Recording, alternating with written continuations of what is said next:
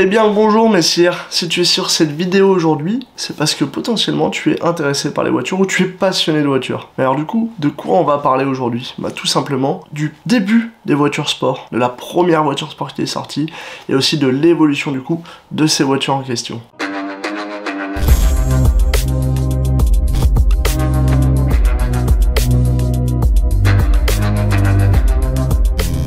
On connaît tous une grande marque de voitures dont on est fan ou qu'on adore, ça peut être BMW, Mercedes, Audi, Maserati, Porsche, Lamborghini. Mais dans tout ça, faut savoir de par quoi on a commencé. Parce que dans les types de voitures comme ça, les voitures sport, les voitures supercars, les hypercars, on a eu un début. Qu'est-ce que c'était donc que ce début ?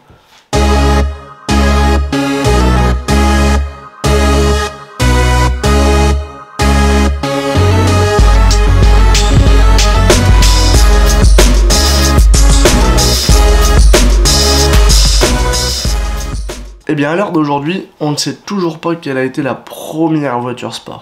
En effet, parmi celles-ci, on peut en compter plusieurs. Par exemple, on peut compter la Rennzweyer, qu'on peut appeler aussi Double Racer, donc Double Racer en anglais, mais je n'ai pas l'accent, on s'en fout, j'ai pas l'accent anglais, je suis pas anglais.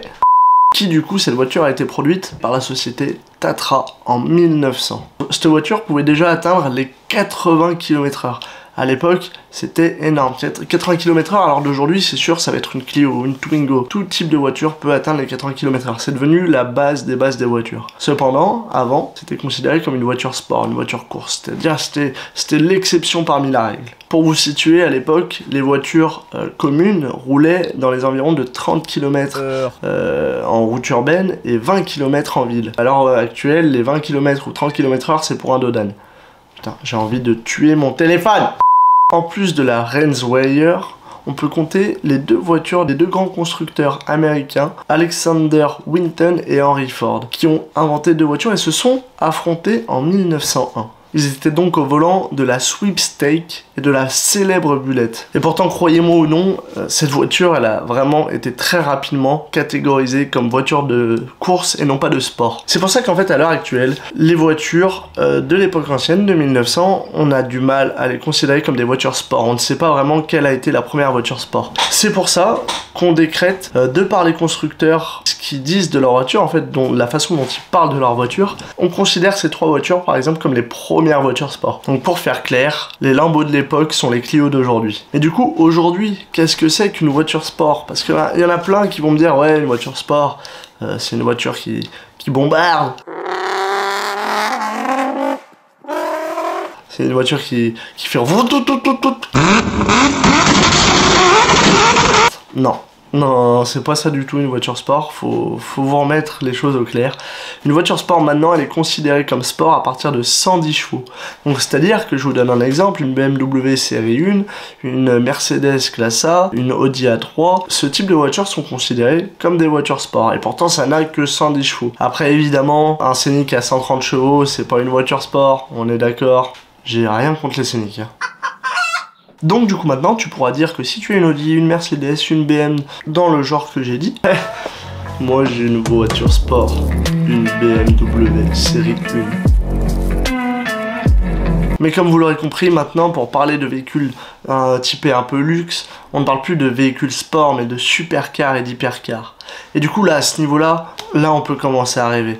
On peut parler de Bugatti Bolide, Lamborghini Urus, Aventador, tout ce type d'hypercar dont on rêve tous. Mais surtout du coup, la Bugatti Bolide, qui est la voiture la plus puissante qui va exister. Pourquoi elle va exister? Parce qu'elle n'est pas tout à fait mise sur le marché. Après plus de recherches, j'ai remarqué que ce n'était pas la voiture la plus puissante qui existait. Elle est relativement puissante dû au fait qu'elle peut atteindre 1850 chevaux avec un certain carburant. Cordialement, la direction. La Bugatti Bolide, une voiture à 1850 chevaux qui peut atteindre le 0 à 300 en 7,6 secondes. Autant te dire que ma RS6 chiale en la regardant passer.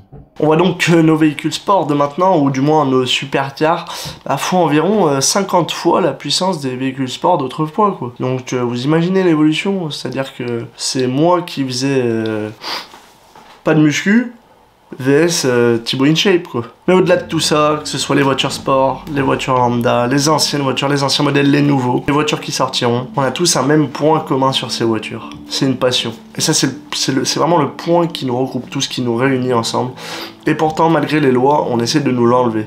Oui, parce que comme vous le savez, autour de 2035, puis avec le temps, ça avancera. Les voitures commenceront à disparaître, les voitures essence. En gros, tout ce qui est voitures thermiques commenceront peut-être à disparaître. Et on passera du coup à l'électrique, l'hybride. Voilà, c'est quelque chose qui est pour moi relativement dérangeant, bien que je n'ai rien contre les voitures électriques. Mais voilà, on n'aura plus ce plaisir-là qu'on peut à l'heure actuelle partager. Et c'est donc à nous de réagir et de faire en sorte de pouvoir garder ce type de véhicule et de pouvoir continuer à vivre notre passion tout simplement. Et pour ça, va pas falloir faire grand chose. Il suffit de liker cette vidéo, de la commenter et de la partager.